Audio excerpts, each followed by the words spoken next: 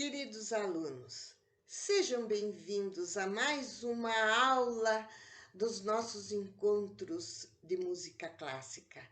Vamos hoje iniciar um estudo sobre a geração romântica, a geração dos grandes compositores românticos que levaram adiante as ideias novas que Beethoven apresentou no início do século XIX sobre a música instrumental.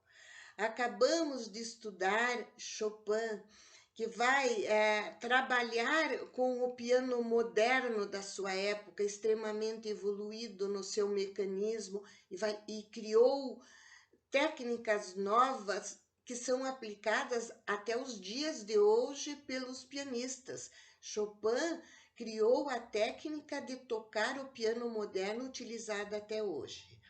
E nós vamos então agora entrar nesta maravilha do período romântico na música clássica.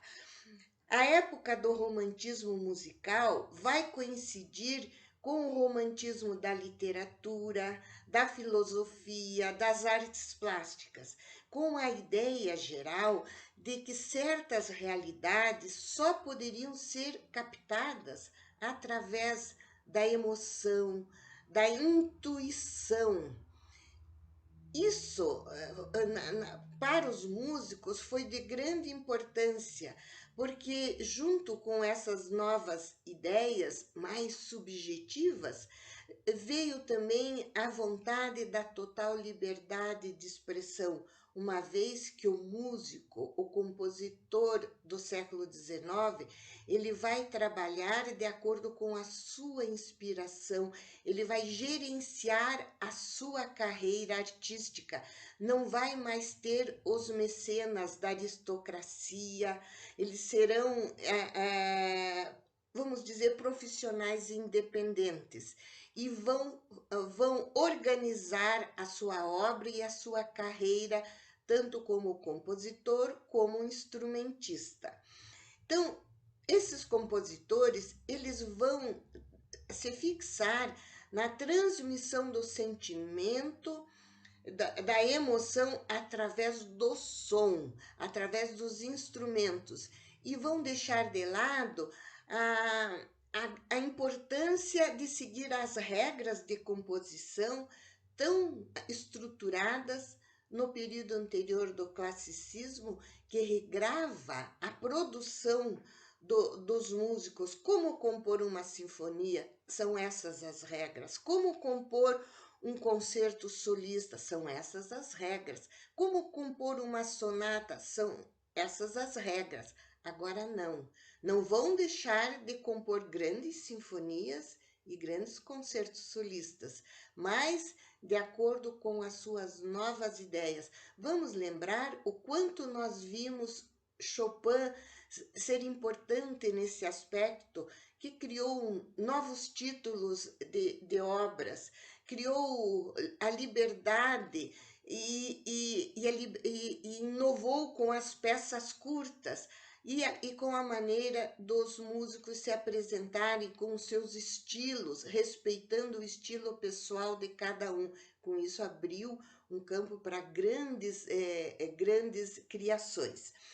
Mas, além dessas ideias filosóficas que influíram muito nas composições, os músicos românticos tiveram um acontecimento inusitado e que influenciou muito as suas obras, que foi a primeira Revolução Industrial, que surgiu na Inglaterra entre os anos de 1760 e essa primeira, a Revolução Industrial, se estendeu até 1850. O que ela proporcionou para a música? Melhoramentos tecnológicos nos instrumentos. O piano foi esse exemplo. Nós vamos ver no século XIX o piano se tornar um instrumento fabricado. Fábricas de piano surgiram, e muitas, na Europa e na América. E o piano moderno foi fruto dessa primeira revolução industrial, do pensamento da burguesia e se tornou o instrumento que simbolizou a ascensão da burguesia.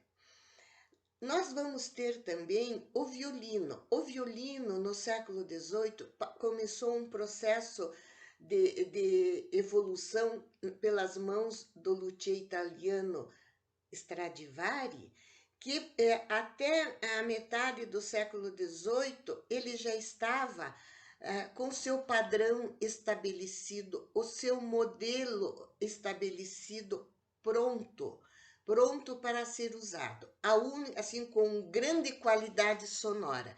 A única novidade que vai surgir para o violino no século XIX vai ser a colocação da queixeira. E quem fez isso foi um alemão, Ludwig Spohr, que foi um grande violinista alemão, e ele criou a queixeira. Se vocês observarem que os violinos barrocos, quando se executa obras barrocas, não tem a queixeira. O músico, o violinista, sempre colocava um lenço, um paninho para proteger o seu ombro. A queixeira trouxe uma revolução na técnica de tocar o violino, porque ela liberou a mão esquerda, não só a mão direita com arco, e a mão esquerda ficou livre, porque o violino ficou preso pela queixeira. Então, nós vamos ver esse avanço tecnológico do violino, que quem vai aproveitar muito isso vai ser Paganini, que vai criar as técnicas de execução do violino que são utilizadas pelos violinistas até os dias de hoje. E é isso que nós vamos apreciar, abrindo nossa aula de hoje, uma obra de Paganini, Capricho número 24. Essa peça que nós vamos ouvir, ela é a última de um conjunto de 24 obras solos para o violino, nas quais Paganini desenvolveu e expôs a quantidade de técnicas de execução que ele criou. E, especialmente o número 24, o último, ele concentra todas as principais técnicas. É dificílimo. Até os dias de hoje, são poucos os violinistas que tocam essa obra de Paganini pela grande dificuldade técnica e exigências que essa peça se faz. Interessante um pouquinho da história da composição dessas peças. Paganini foi um grande sucesso na Europa no século XIX e ele influenciou muito grandes pianistas e grandes compositores. Vamos lembrar que Chopin, em 1829, teve a oportunidade de ouvir em Varsóvia Paganini e ficou deslumbrado e quis levar para o piano essa ideia que Paganini levou para o violino, de criação de modos de tocar, técnicas que enriquecessem a interpretação. Liszt ouviu Paganini um pouquinho mais tarde, em 1832, mas a Paganini teve sobre ele o mesmo efeito que teve sobre Chopin. Eles quiseram se tornar virtuosos do piano, como Paganini criou a virtuosidade no violino. Então, nós vamos assistir agora o Capricho número 24. Quando Paganini estava no começo do século XIX, começou a encantar as pessoas na Europa, em 1806, mais ou menos, ele conheceu a Grã-Duquesa Elisa Bonaparte, irmã de Bonaparte. Essa irmã de Napoleão foi beneficiada por seu irmão com o título de princesa de Lucca. Em Lucca, ela como princesa estabeleceu uma corte na qual ela desenvolveu muito as artes. Ela foi muito importante. Quando ela se tornou grã-duquesa da Toscana, ela transferiu a corte dela para a Toscana e para a Florença, e Paganini acompanhou-a, né, para essa nova corte. Ela era apaixonada pela música de Paganini e deu um grande impulso na carreira e apresentou Paganini para muitas pessoas importantes na época. Quem vai tocar para nós? É um grande violinista do momento, que é o Maxim Vengerov. Maxim Vengerov é russo, de ascendência judaica, considerado um dos melhores violinistas da atualidade, e vai tocar num belíssimo exemplar de um violino Stradivarius.